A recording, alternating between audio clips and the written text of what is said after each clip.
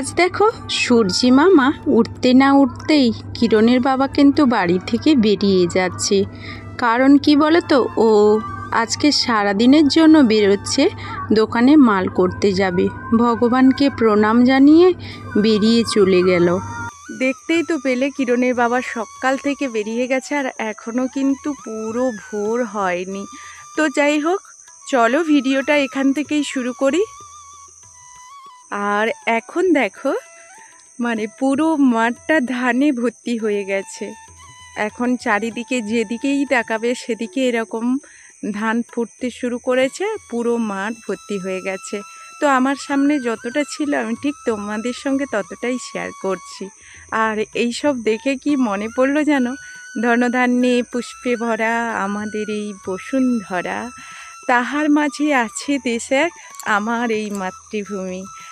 তো চলো এখন কি করি না করি পুরো ভিডিও দেখতে থাকো, আশা করি তোমাদের ভিডিওগুলো ভালো লাগবে।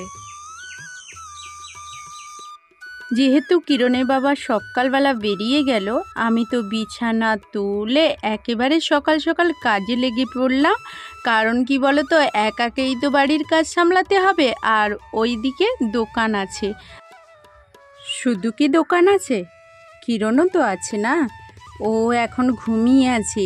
তাই আমি উঠে পড়েছি যখন, আস্তে আস্তে কাজগুলো শেষ করে নিই। ও যতক্ষণ ঘুমিয়ে থাকবে না ততক্ষণ তাড়াতাড়ি করে আমি কাজগুলো করে নিতে পারবো। আর ও উঠে পড়লেই মার কোলে উঠবো, মার কোলে উঠবো, এইভাবে জেদ ধরতে থাকে। তো যাই হোক, এই জন্য আমি চুপচাপ তাড়াতাড়ি করে কাজগুলো শেষ করে নিচ্ছি। আর আজকের কিন্তু একা আছি বলে গোয়ালেই গরুকে খাইয়ে দিয়েছি, খাইয়ে বের করেছি। কারণ এখানে খাওয়াতে হলে এখানে সব কিছু টেনে নিয়ে এসে খাওয়াতে হবে, অনেকটা সময় লেগে যাবে। ওটা কিরণের বাবা থাকলে সম্ভব হয়। তো স্নান শেষ করে বাইরের সব কাজগুলো শেষ করে চলে এসেছি। আর ভেবেছিলাম আজকের বাড়ির কাজ শেষ করে পুরো মানে ঠাকুরকে ধূপ দিয়েই তবে দোকানে যাব, কারণ দোকান থেকে তো বারবার আসা যাবে না। আজকে তো আর কিরণের বাবা নেই, আর কিরণ অলরেডি আমার কাছে চলে এসছে। দেখো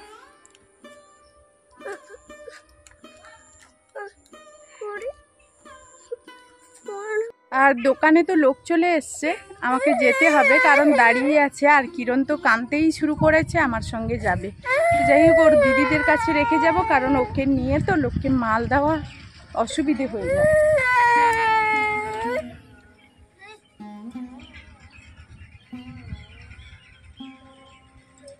দিদির কাছে থাকো।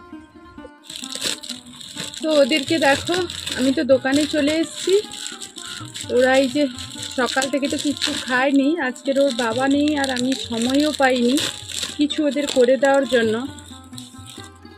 তো এই বিস্কুটগুলো দিয়ে দিচ্ছি, ওরা ওখানে বাড়িতে খেয়ে নেবে। কিরণ ওই যে বাইরে দুষ্টুমি করছে, ওর চারজনকে চারটে দিয়ে দিলাম। দেখো মেয়েকে এই যে দেখো 20 টাকা দিয়ে দিচ্ছি, চানাচুর নিয়ে আসবে। আর আজকের আমাদের চানাচুর দিয়ে মুড়ি খাওয়া হবে। কারণ কি বলতো, যে কিরণের বাবা নেই তো কিছু বানাতে পারলাম না, এই জন্য ও চলে যাচ্ছে, চানাচুর নিয়ে আসুক। রোজকার মতো আজকেরও বাড়ি ফিরে চমকে গেলাম। ভেবেছিলাম দোকানে আছি যখন ভাতটা বসিয়ে দেব, কিন্তু আমার মেয়ে যে ভাত বসিয়ে ভাত গড়িয়ে নেবে সেটা ভাবিনি। তো তোমাদের কি বলবো, কত খুশি হয়েছি জানো। তোমরাও বলো, হাতের কাছে কেউ যদি একটু কাজ শেষ করে দেয় কত ভালো লাগে। কিন্তু আমি দোকানে আছি বলে আর আমার মেয়ে খাওয়া নিয়ে চলে এসছে। দেখি কি আছে, দেখো দেখো পেঁয়াজ আছে, চানাচুর আছে, কাঁচা লঙ্কা আছে। আমি ওদের খেতে দিই, আর আজকের ও আমার জন্য খাওয়ার নিয়ে চলে এসছে দোকানে। তো যাই হোক, খুব খুশি হলাম, মা হয়ে ওদেরকে প্রত্যেক দিন খেতে দিই। আর আজকের আমি ওর মেয়ে হয়ে গেছি, ও আমার মা হয়ে গেছে, এই জন্য ও আজকের আমার জন্য খাওয়ার নিয়ে চলে এসছে। তো এতটা খুশি হয়েছি তো ওদের বলতে পারবো না, পারু না পারু নিয়ে তো এসছে। আমার তো দোকান থেকে যেতে অনেকটাই দেরি হয়ে যায়, তো রান্না তো করতে হবে, বাচ্চারা সবাই বাড়িতে আছে। এই জন্য ভাবলাম যেহেতু মেয়ে ভাত করে নিয়েছে, আলু আর ডিমটা সেদ্ধ করতে বসিয়ে দিলে আমি যেতে যেতে মশলাটা করে তরকারিটা করে নেব। তো এই জন্য কয়েকটা ডিম নিয়ে নিচ্ছি, আর আজকে ডিমের ঝোল ভাত করব। আর এমন কিছু করব না। আর মেয়ের হাতেই দিয়ে দিচ্ছি। মেয়েকে বলছি তো বসাবে, না হলে আমি গিয়ে বসাবো। তো আজকে আমার কিরণ সোনা দেখো দোলনায় ঝুলছে।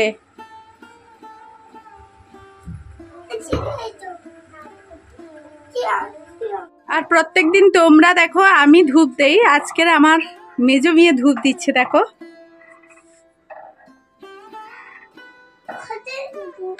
তো ধূপ দেওয়া হয়ে যাক, তারপর তোমাদের সঙ্গে কথা বলছি।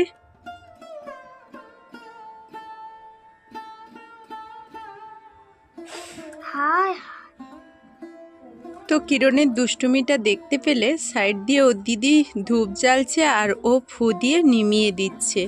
এত দুষ্টু হয়েছে না ছেলেটা।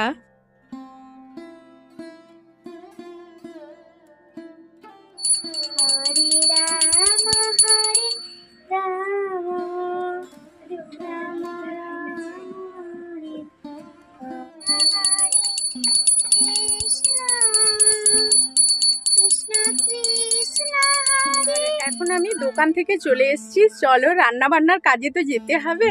তো এখন প্রায় 12:30 বেজে গেছে, তো রান্না বান্না করতে হবে।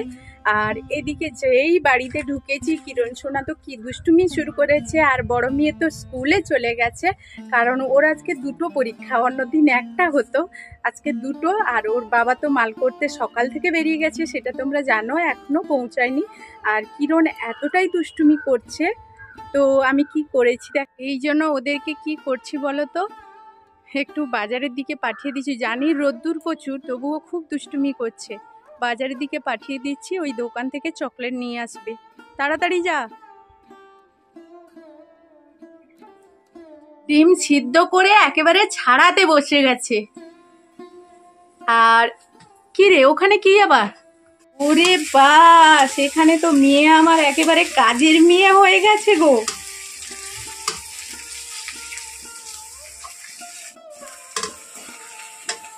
তো বাড়ি ফিরে এসে এতটা আনন্দ হব, এতটা খুশি হব, জানোই তো দোকান থেকে এসে রান্না করতে খুবই কষ্ট হয়।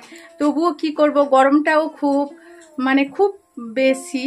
আর চাল তো দেখতেই পাচ্ছ একেবারে মাথার উপরে, তো কতটা রোদ্দুর এখন তো সবাই জানো তোমরা।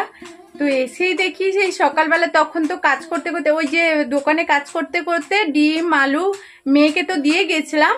তো এখন দেখো মেয়ে একেবারে সেদ্ধ করে ছাড়াতে বসে গেছে, আর ওইদিকে মশলা করে ডিমের জন্য মশলা একেবারে তৈরি করে নিচ্ছে, ডিম রান্না করবে বলে।